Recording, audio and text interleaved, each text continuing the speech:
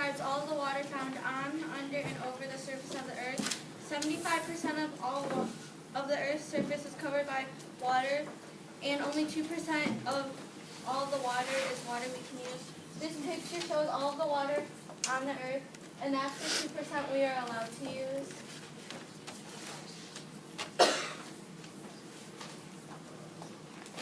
What makes up the hydrosphere? The hydrosphere.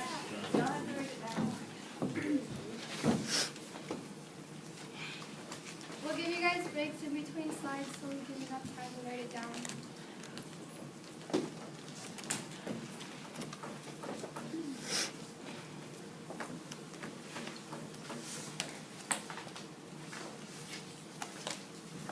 Are there questions that need to be answered this far? I thought it was 3% of the water we can actually use. Yeah. It's 3%. We just didn't correct it. So once again, clarified, it is 3% of the water that we can. There's only 3% of the water we can use.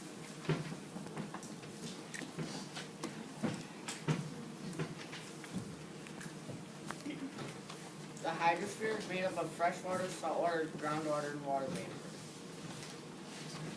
Freshwater is found in lakes and rivers, and we drink fresh water. Saltwater is found in oceans and estuaries.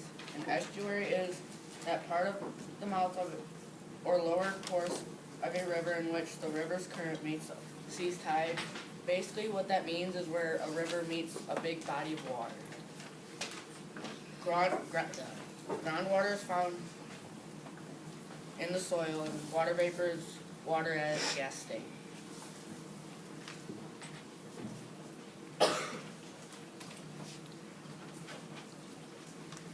This picture right here represents salt water, or no, fresh water.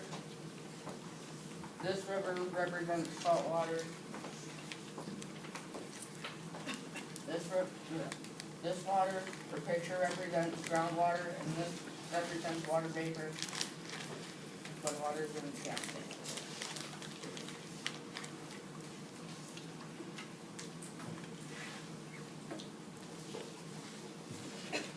Do we need more time? The hydrosphere is not healthy. We can only 2% of the water we can use. We can only use 3% of the water. Pollution is one of the biggest reasons why we can't use a lot of the water on Earth. Animals and humans die by drinking dirty water. There's oil pollution, which is caused by oil spills. And also, when there's chemicals in the water and then it evaporates, and then it causes acid rain and it destroys ecosystems.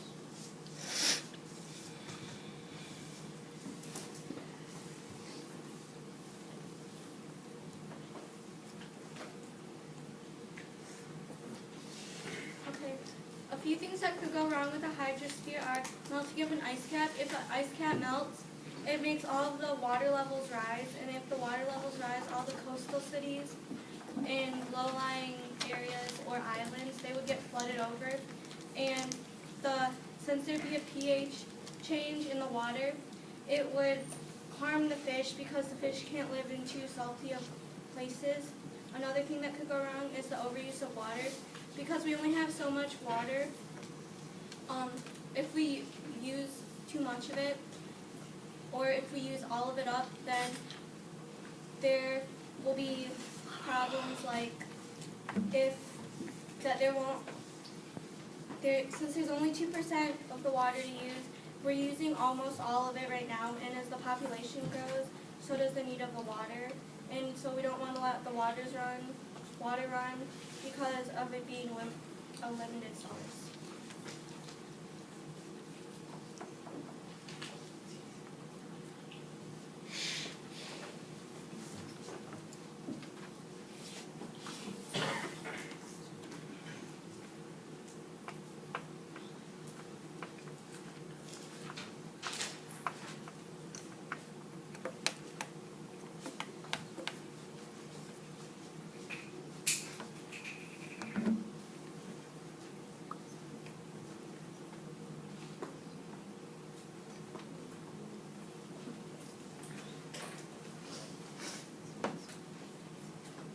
a graph of the water levels of the Great Lakes over 50 years.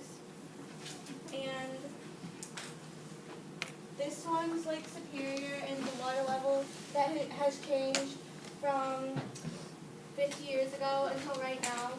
It used to be higher, but now it's a little lower. And then this is Lake Michigan and Lake Huron, and it has gone from about 176 meters to now 175. This is Lake Erie, and it has went from 174 meters to about 173 meters. And then down here is Lake Ontario, which is from 74 meters and stayed about 77 meters. Can some of you guys go over to the other side? It's kind of making it hard to see the people over there.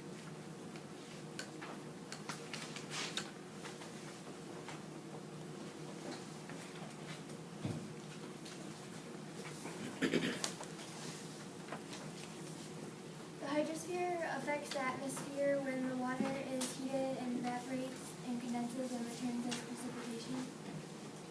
The hydrosphere affects the geosphere when it rains and it breaks down the shape of rocks and sediment in the soil. If ice caps melted, it would leave the coastal cities flooded.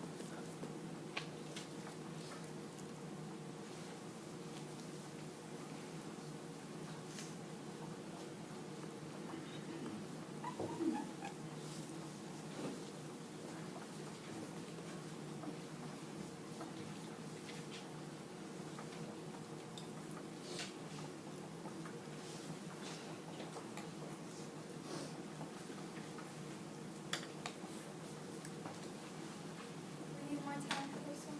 Yeah.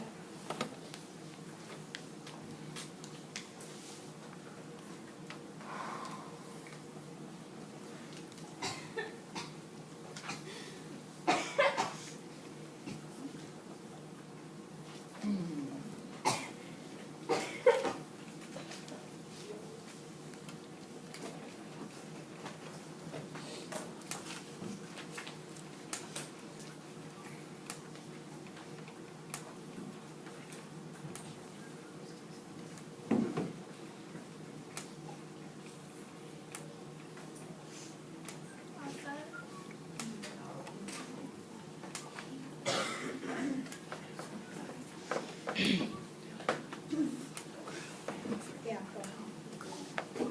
When it rains, it helps the plants grow. And when the water evaporates off the surface, it takes water away from the plants in the biosphere.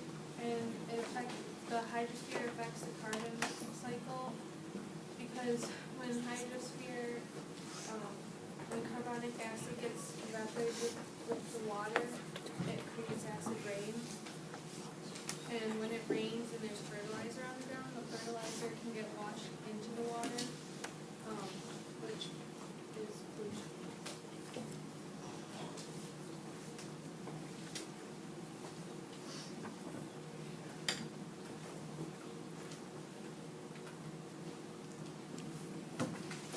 I'm gonna discuss the hydrological cycle again, and I'm just gonna go more into the depth into the stages of the hydrological cycle. Okay, the water in the atmosphere and on Earth is always in motion. The movement of water from the Earth to the atmosphere is called the hydrological cycle. And then these are the stages. The first one is evaporation. Water evaporates into a gas and gets collected in clouds. Transportation. When water is transported from the roots of trees and it's like to what's plant's leaves, like you guys draw that from. Then released into the atmosphere as water vapor. And then transport when the clouds move over the body of water to over land.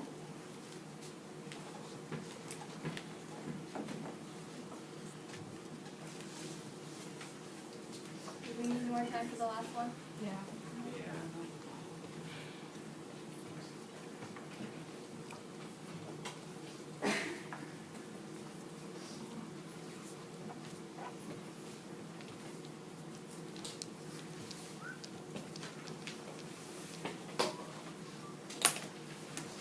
Okay, now. And this is just a continue. And since condensation is another one of the stages, it's where water starts to form tiny droplets. Like if you were to see like on the windows, you'll see like the little beads of water. And precipitation, when water gets transformed from the atmosphere, or transported from the atmosphere to Earth, so when it falls from the clouds, which would be rain. And groundwater, precipitation that soaks into the ground. So when you go outside and like you see dew on the grass or like the grass is wet, and runoff, water that flows downhill into a body of water or penetrates into the ground. And this picture over here is showing you how the evaporation is going up